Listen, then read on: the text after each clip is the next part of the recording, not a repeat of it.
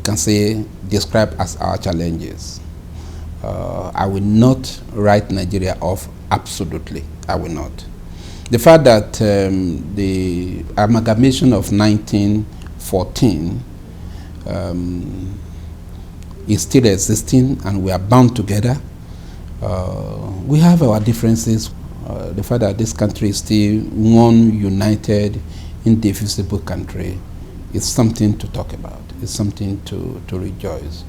You recall that some countries had broken down. Some countries, you know the USSR of those days. They've turned into pieces, but Nigeria is still one. Aside from this, people of my age may not talk too much of democracy, save as from probably maybe 1980, 1979 or thereabout. Before 79, every one of us were tutored by the military. We knew two or nothing about democracy. But from 1999 till date, about 14 years or thereabout now, we have had consistency of civilian administration. Some will call it democratic. Some will say it's not democratic, it's civilian administration, whichever typology or name that is given to it. But the fact that one person is not saying, I major directing us, is something that we can say we've moved on. Even in our technological advancement, but particularly in communication, I recall some years back, we just need to queue. And I think about 400,000 lines or thereabout. Yes, the network may not be the way we want it, but again, it's better than how it was before. These are some things which we can say. If we're not a united nation or country, as it were, the president went to address the 68th General Assembly and United Nations, and was demanding for the fact that Nigeria should have a seat in the Security Council, that is the non-permanent member, and that the West African countries, ECOWAS, had endorsed Nigeria, AU itself, they don't endorse Nigeria. So assuming that we were splitted into pieces, it won't be that. It won't be that way. So whichever conference that is necessary, we should sit down and talk about it. And so you subscribe to that? Oh yes, of course, I do. I subscribe to our talking. You see, it is like a man and a woman managing a home. They call themselves husband and wife. The man comes, he carries his briefcase, walks into the room, the marriage will tear apart. One of the days, the woman will say, man, we need to talk. Oh. We just have to talk. The man only say, no, you have to talk. Look, I am fed up with this, you're coming in and going to sleep. What is happening about our finance? I mean, when the man opens up and says, you too, in that regard, they will disagree, and then they will not begin to know how each one ought to comport himself in the family. But if we have a sovereign national conference, what would be the modalities for electing, or is it choosing those who would represent us? Who are those who will gather to talk? There was a time we had this option A4 that started from unit to local government and all that, and people were selected, right? For example, I am from Ilaje in Ondo State, right? We know ourselves. We can evolve a situation in which we say, we give ourselves a time frame. The conference may not be 6 months from now.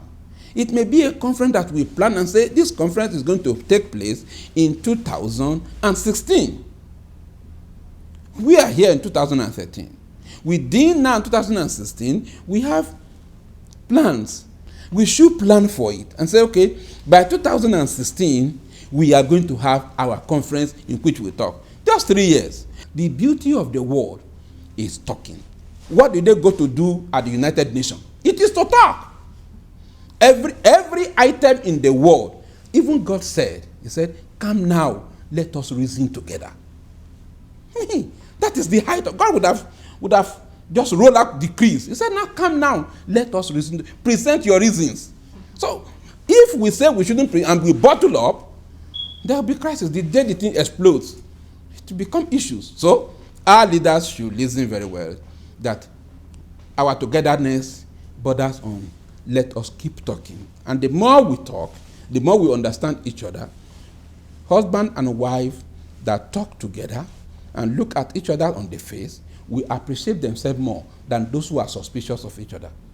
This call that we should sit down as a nation and talk, there are some who have also made the same advocacy for the legal profession and all its stakeholders to also sit down and talk. Do you think that is something that we need, or how well would you assess, the judiciary also in 53 years? Of course, yes. This is an arm of government that more or less is the arbitrator between the other arms of government. When the executive and the legislature are at loggerhead, the place to go is the judiciary. In fact, when a citizen and another citizen are at war, the place to go is the judiciary. When a life of a man is to be eliminated, to be determined whether he should live or not, this is the arm of government that decides it. If it is done by the executive, we say extrajudicial killing. That it is reprehensible. Look at the one that the Apple issue that is going on now, whether rightly or wrongly, people are talking. But assuming that a judge was the one that gave that order to say those people there should be executed, nobody will raise issue. It won't generate issue. Therefore, the quality of men and women who are in this sensitive arm of government is very vital. And when I talk about the judiciary has so many arms. You don't talk about the judges alone. The judges don't just go to preside over cases. Lawyers go before the judges. Yes. They are involved. And litigants come to lawyers. They come to lawyers. So the quality of the caliber of judges that will preside over this matter, really said they should be men and women above board. They should be people who we can refer to, like we say, it's like Caesar's wife. But once in a while, you come across some that mess up. So when the judiciary sits down and talk, we determine the mode of appointment. Oh, yes, of course. Some of these other issues. You see, there are lazy individuals that they pass from, I don't want to mention, from Ministry of Justice, just like that, and then eventually become judges. But can there be a foolproof way of getting quality judges? We can't get foolproof, but we know ourselves. We know lawyers who are what do we call it? Whose hands are sticky when it comes to their clients' money. We know some of them who are just sheep, wolves in sheep's clothing. We know them. So when you bring this out and say, no, this person cannot go, we know his character, we should be able to say it. But what stops us from saying it now? But the mode of appointment now is not so. That's why you say lawyers should have input into it. There's no doubt that the quality of the bench is also determined by the quality of the bar. Because that's correct. Lawyers who eventually end up. That's correct. These days, what you also find among senior lawyers, people you expect to be disciplined, is that they come to court, argue all manner of applications just to stall trial and waste the time of the courts, and this goes on, and even the lawyers, there's a high level of indiscipline among lawyers. And so when you talk about the bench and we have corrupt judges, even the bar needs to purge itself. I must say, so if lawyers would not name names and make examples of those of their colleagues that do these things, then how do we? I think of late, maybe last year or thereabout, about 4 lawyers were derobed. And some people said that was not far-reaching enough, those were even lawyers that a lot of people didn't even know. Yeah, it may not be far-reaching enough, but sometimes, again, if allegations are made, you must also look at the facts surrounding it to see whether this thing is true or it's not so. But, again, I know colleagues that come to court with frivolous applications. Your colleague on the other side cannot say your application is frivolous. The person that presides over the matter, because it is his court. The court is the judge's court. That's why all of us come there and say, "My Lord," be it senior advocate of the senior advocate. As soon as you come before that court, you must bow to your lordship. He is in charge of his court. He decides what should happen or what should not happen. I have a temptation to mentioning a judge who performed very brilliantly in this respect. Well, for whatever it is, but if he had done well, why not we mention him? Justice Abiru. Justice Abiru was in Ikorodu. Of Lagos High Court. I'm told he's elevated to the Court of Appeal. The man merits it. You won't appear before Justice Abiru in Ikorodu, and then you come with a frivolous application. He will say, let me hear you. You will bring the frivolous application. If you had brought 14, you will hear the 14 within 30 minutes and dismiss all of them and say, my friend, proceed. For goodness sake, let's have integrity as our watchword. For this over 18 years I've been involved in this work of, I took a French leave to go into politics, but I'm back to my profession. And if you bring in a case that I consider not good enough, I will counsel you. No, lawyers are not supposed to reject briefs, but I counsel you, say, this matter, this is the way it's likely to go. And if I'm to do it in good faith, this is the way I will handle it. I want us to quickly talk about, that part when you said that you left, when you took some time off from the legal profession to do politics. You were on the board of the NDDC, as you alluded to, but there are those who we still, one of the things that a lot of people still want us to talk about is this security situation in the country, and NDDC, Niger Delta militants, people who benefited from the Amnesty program of the federal government. These are things that you very well know about. Now, some of your colleagues, notably Mr. Mike Enikuomehin, who was recently kidnapped, has come out to say that amnesty should be extended to other criminal elements. What would you say to calls like that? Well, sometimes if a man goes through trauma, a number of things could happen. But the fact is this amnesty is being bastardized. The use of this amnesty is being bastardized. Amnesty, as it is properly used, is a kind of pardon that the state offers to a class of person or group of individuals, usually political offenders. Usually people who are politicians, who one way or the other they have issues, but now they are being pardoned. And the state will say, okay, it's all right, we don't want to try you. For this purpose, we grant you pardon, amnesty.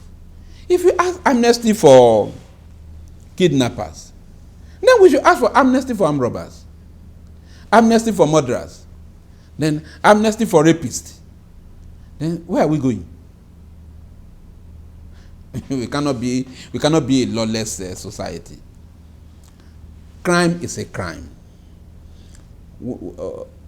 Take for example some persons who have political challenge and opposition, and issues have arisen, and government trump up maybe charges sedition or whatever it is, and slam them in prison. And that government comes in to pardon you. So these are the kind of people that should. These are persons that will benefit from it, not people who have propensity to go and commit crime. So the call for amnesty for kidnappers. No, it's uncalled for. It's a misplaced priority. It's a misplaced priority. In fact, the person who you want to grant amnesty must be person who, when you look at his record, appears to be.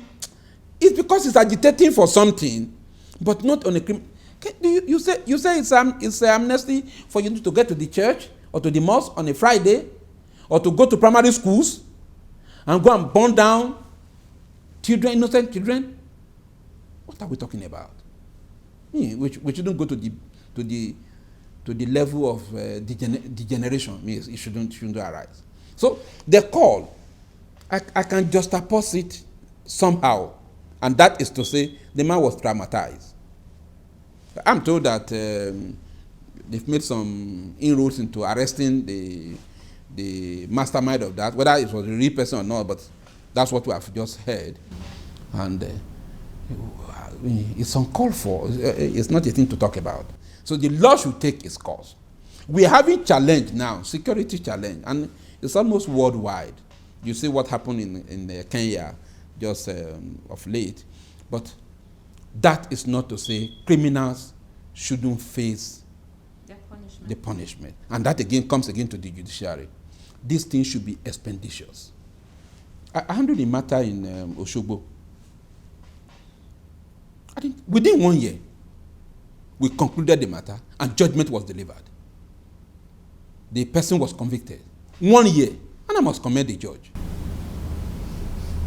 Within 1 year, we concluded the matter. So that's the way to go. That's the way to go. And not to look for amnesty. Amnesty for what? If need be, if these persons are committed, if the prisons are not big enough, let's expand it. Let those who commit heinous crimes